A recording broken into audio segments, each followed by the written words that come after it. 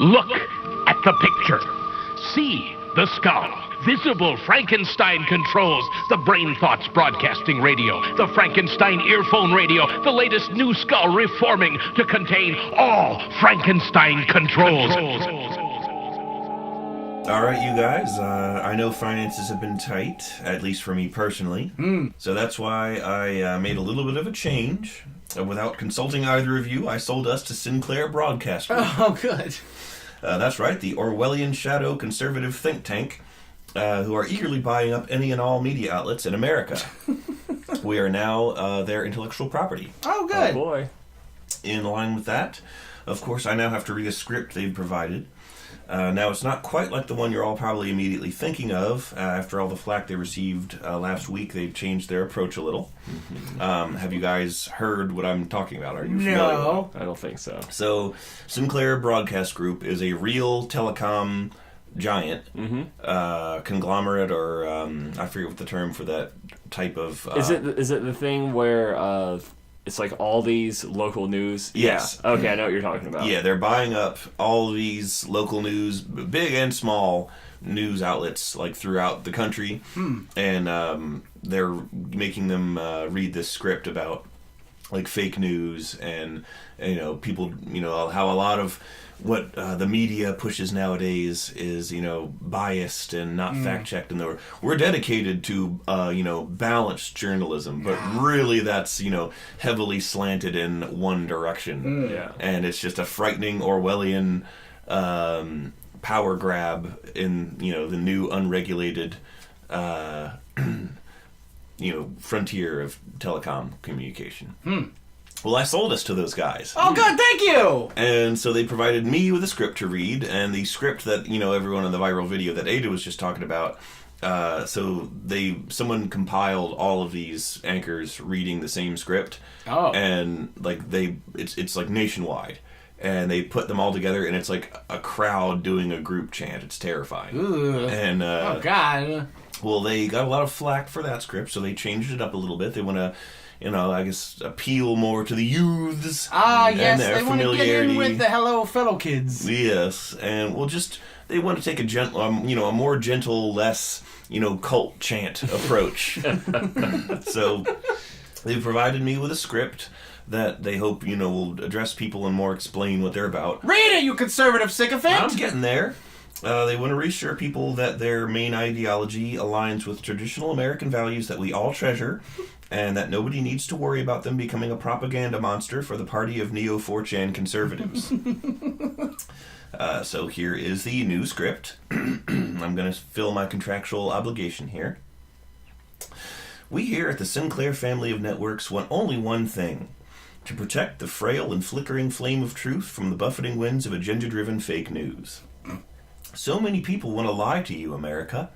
But together, and with our guidance, we can spot the lies and force our patriotic fingers firmly in our wholesome star-spangled ear canals to block out anything that contradicts what we know in our hearts to be true. Keep an eye out for situations like the following to know when you are being given a false narrative.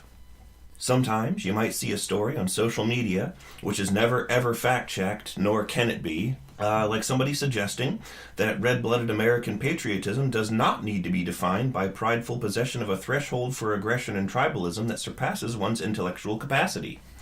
9 times out of 10, a person saying that is a North Korean communist troll. God.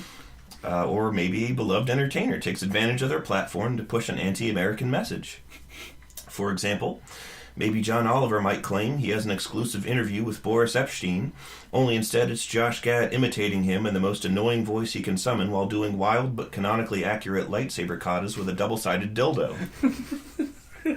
Such mockery of those who would dare to bring you the real truth is a surefire sign of a deep state agitator. And John Oliver should absolutely, positively not do that exact scenario on his next show.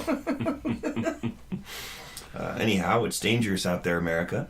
Never before has our tender democracy faced such caustic internal division, nor threats from so many enemies abroad. But not Russia. Russia's our friend. Russia's good. You can trust us to keep bringing you the real truth in this era of hidden agendas and false flags. After all, is it really safe to look elsewhere? Golly.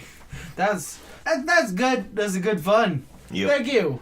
Thank you, Urkel Sinclair. Thank you, Sinclair Broadcast Group, for the check for $29. I assume that's the first of many installments. I'll just, keep an eye on my mailbox. Okay, sure good. I'm sure it'll arrive. Yeah. 29 whole dollars. I know. What am I going to do with all that? Buy half off Easter candy. That is an excellent idea, Ada. She's a smart woman, she is. That Ada done found herself a bargain at Earl Sinclair's Bargain of Conservative Chocolates. Come down to our outlet today and you can buy yourself some Dr. Dab Chocolate from the Elite. Yeah! We're conservative on prices, but not conservative on flavor. Woo! Buy yourself a hollow chocolate Easter AR-15. Buy yourself a bunny whose interior is as hollow as our core value structure. Yeah! If you're dissatisfied with your purchase for any reason, tell us and we'll blame it on David Hogg somehow. The Easter Hog? No, the... What the fuck is an Easter hog? That's exactly what it sounds like. It's a big, fat, stinking hog with the bunny rabbit ears on, and it comes to your house every conservative Easter and gives you a gun. Stop describing me! It's fucking mean! That just made me think of those Cadbury egg commercials, which I'm pretty sure did include at least one pig with bunny ears on, saying like, It does sound familiar, but I'm pretty sure it was just a rabbit.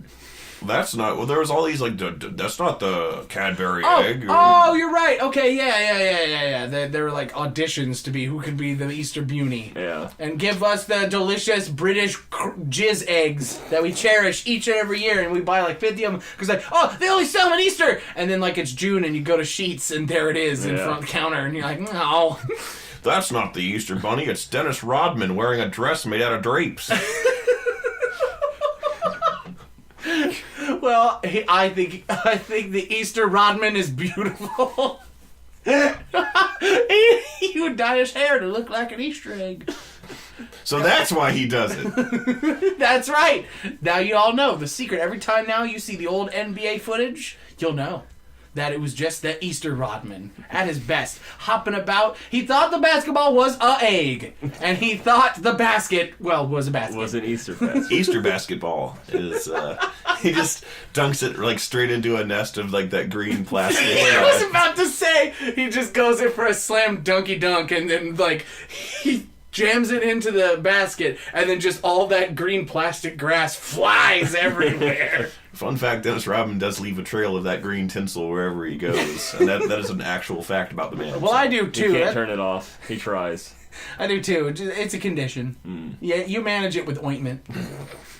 My mom and dad... And creams. Cadbury creams. Ew. Rub jizz candy all over your troubled area. Rub it deep into your mouth and make your teeth hurt and then regret ever eating one. That's true. Like, for as sweet and joyous as they are, they really make your teeth hurt. It's so sweet. They, like, just activate something. It's off. It's like your body naturally rejecting. Yeah, it's like, no, don't do this. This is actually just capsuled diabetes. Don't do it.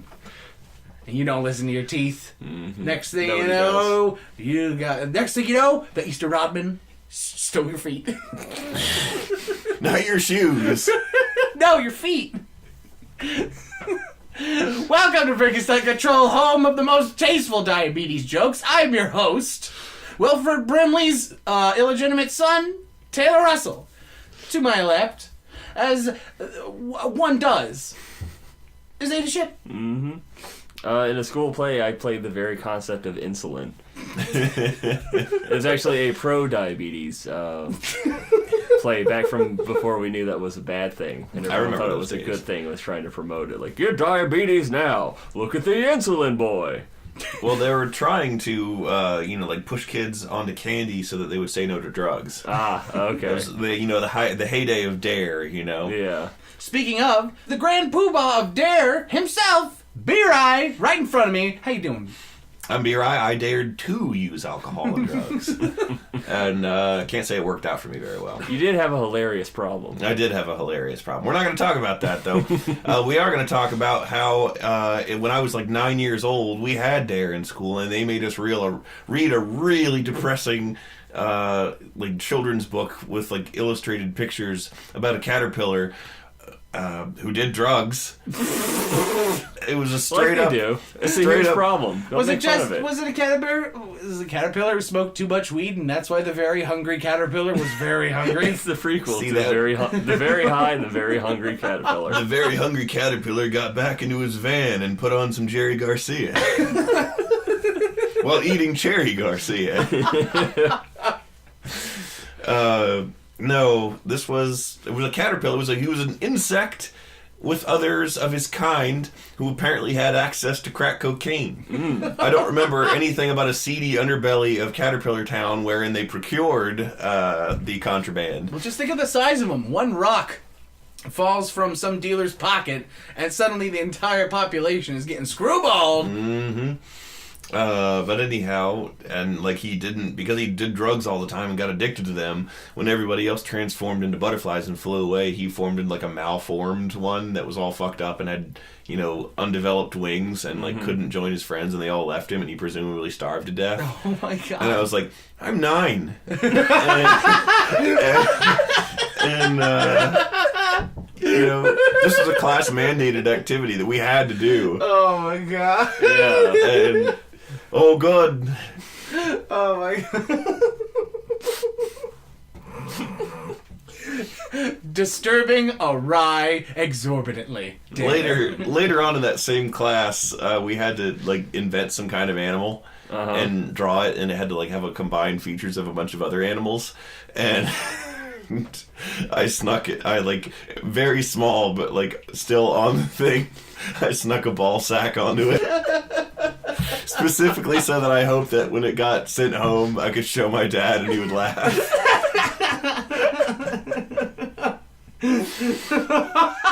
I just imagine you bring home this ball-sacked animal and it gets sent home like, oh, your son made this today. You need to talk to him. And then your dad just is like, oh, P-Ryan, how did you get in trouble today? And he like opens the envelope because they enveloped it somehow, and he opens it and he just goes, ah, got him! And like your dad has like this neon ball cap on. Yeah, and, like, flat brim. And these huge shades. Shutter shades. Yes! And for those participating at home, just imagine your dad doing that, and it's still funny. Mm-hmm. That was the thing I did. What were we originally talking about? D.A.R.E? We were talking about drug insects is what you were talking about. Oh, yeah, well, we had somewhere else to go with that, with D.A.R.E. and drugs and school and children and drugs. Children on drugs. Children on drugs. I have a half memory of being in a D.A.R.E. presentation, and they showed us some video of what I assume was some anti-drug thing, but I don't remember any of the anti-drug stuff. I just remember like vague pictures of it, of like this girl hanging out with like a Native American girl at a museum or something, like crawling through colorful tubes. And it's like, was I on a drug trip? Yeah. Was that what the drugs did? Was Pink Floyd's The Wall playing? Yeah. This is what they were warning me about. Did you hear sitars? I honestly can't remember a goddamn thing about any D.A.R.E. thing I was ever involved in. Like, not one. I don't remember anything. Yeah. I just remember that it existed, and I remembered that I was bored by it. Because it was pointless. You're like 10 years old, and Yeah. you said, don't do drugs, and you're like, okay. I couldn't if I tried. Yep. And Even if I was possessed with the absolute need to do drugs right now, it would be incredibly difficult because I'm fucking 9 years old. I remember being thoroughly convinced that a realistic scenario that I would face daily would be someone offering me drugs or trying to get me to buy drugs, and they would always offer you... they would use the word drugs to describe what they had. Just the straight-up word, drugs. Hey, you kid, want to use the drug? No one knew what drugs, like, looked like, we assumed there would be some sort of package upon which would be printed the label drugs. Hey, kid, you want some nondescript psychoactive chemicals? Hey there, kid. Boy, howdy do I. Boy, howdy, I'm in the mood for some jazz cigarettes. Gosh golly. Load me up with that crank. Little Billy, Mikey will try anything. Even crack. Not even once. This is Mikey now. And then it's just a man dead in a cereal bowl. This is Mikey now. It's Dennis Rodman.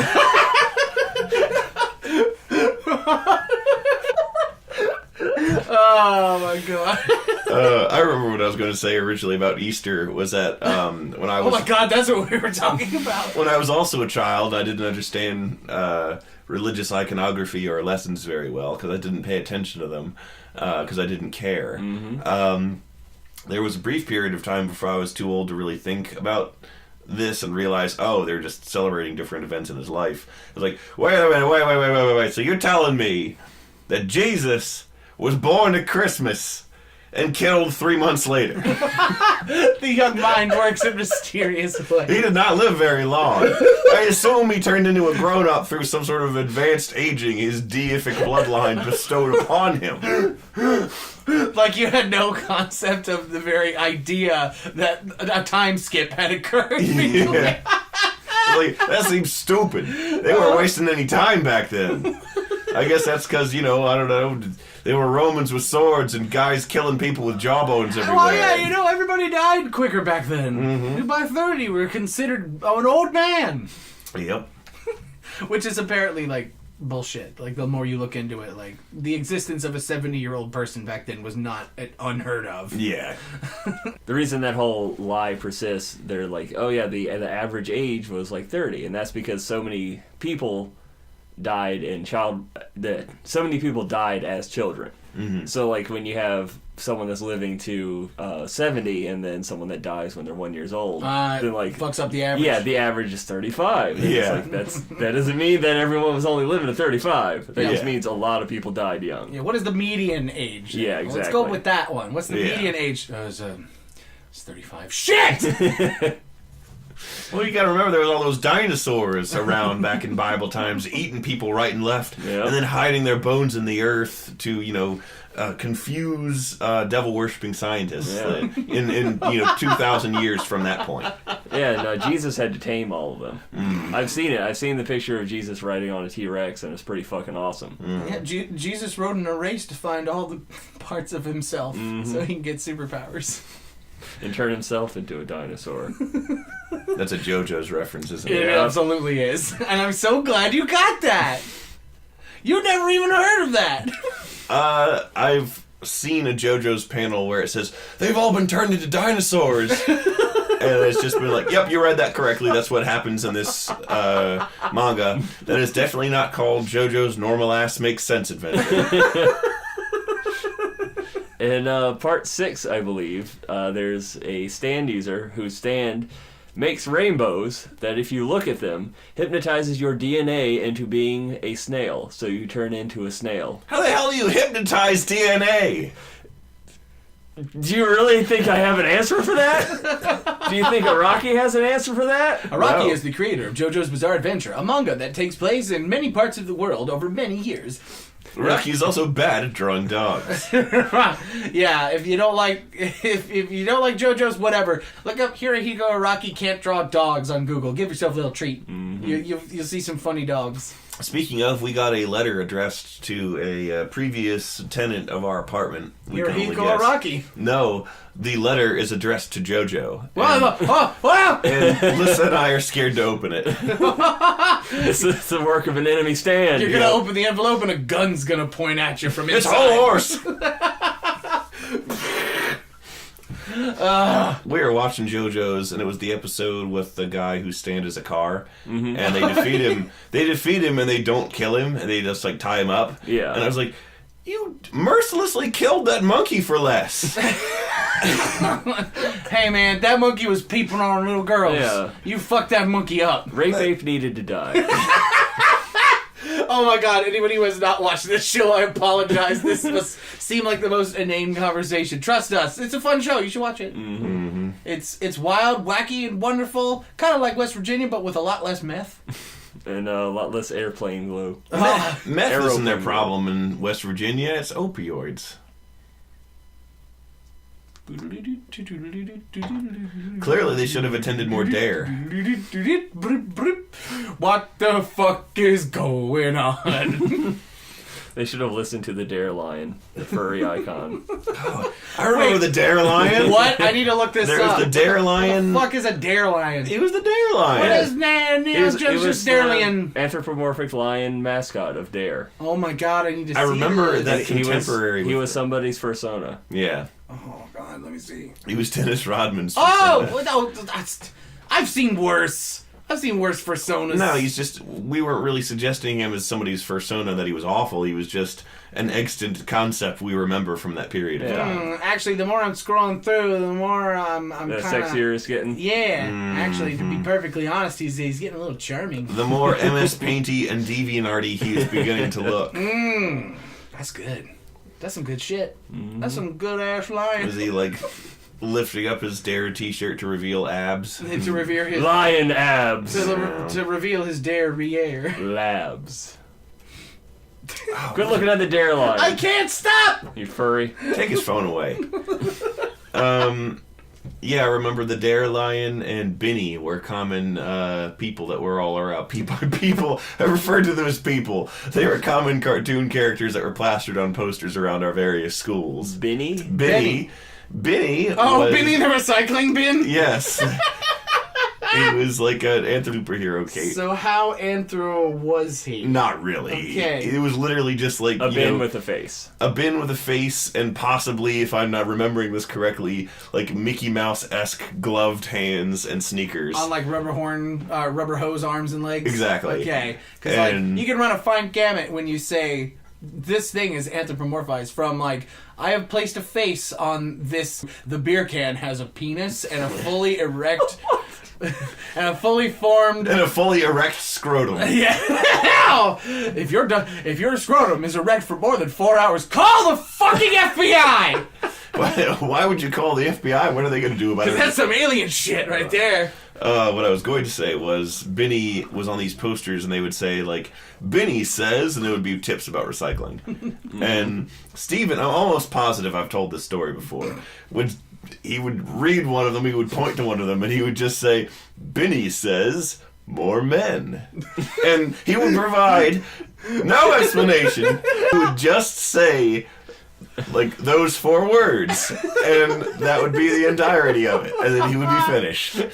Benny said, more men. And you were left to fill in anything you wanted into the yawning gap of imagination. Benny needs to fill his harem and his armies. When you retire from one, you go into the other. Ugh. In an endless cycle of fighting and fucking. With a recycling bin. You ever been fucked by a plastic bottle? How about 20 of them? Sorted by size and plastic type. You will know of the coming of Benny from the trail of enemy dead and the lamentation of their women driven before him. From the trail of trash juice he leaves wherever he goes. Trash juice. Oh man, there is nothing that sets off my gag reflex more than fucking trash juice. Speaking of trash juice, that reminded me of when I was at work last night, taking out the trash. I found a cursed item. It was... Could you explain what a cursed item is? A cursed item is an item that is cursed.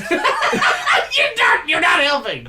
It's something that is bizarre and should not exist in the realm in which you have found it. Yes. Okay, thank you. So anyway, I'm taking the trash, taking the outside trash out, and I reach into a bag and I see a rubber glove that has been inflated with a face drawn on it in the position where the thumb finger is now the nose. So like there's 2 eyes and a mouth underneath the sides. It looked a lot like Pearl from Steven Universe.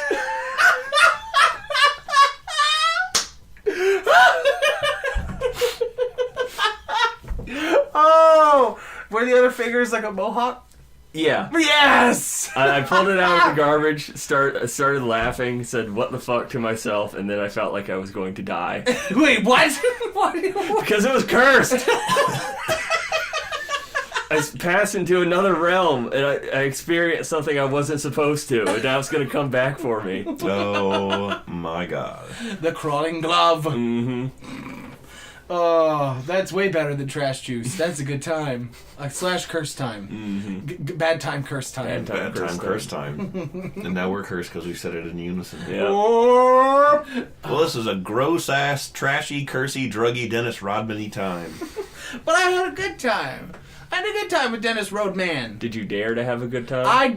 Here at Frankenstein Control, we dare to have a good time. I remembered something I have to say before the episode's over. What? Contemporary with D.A.R.E, Dad and I were watching an episode of Cops, which is also on in the late 90s to early 2000s. Mm-hmm. And there was an episode where a guy was arrested for drug possession, and he's wearing a D.A.R.E t-shirt. And that was a real thing that happened, and I don't think the officers commented on it. And I was like, how are you not commenting on the fact that he's wearing a D.A.R.E t-shirt? Because it's what he wants. Yeah. It's what he wants. He's wearing it because he thinks he's being ironic and clever. He put it on and is like, man, this is going to be the perfect cover. Just goes outside, like, smoking a crack pipe with the D.A.R.E shirt. And he's like, sir, put down those drugs. Can't you see my t-shirt? It says D.A.R.E. There's no way I would be doing drugs. Or, I don't know what sound of crack pipe He's getting is. real agitated, and his eyes are all bloodshot and glassy. Everyone knows a crack pipe makes this noise. Taylor, Jesus, where did you get that? Listen to it!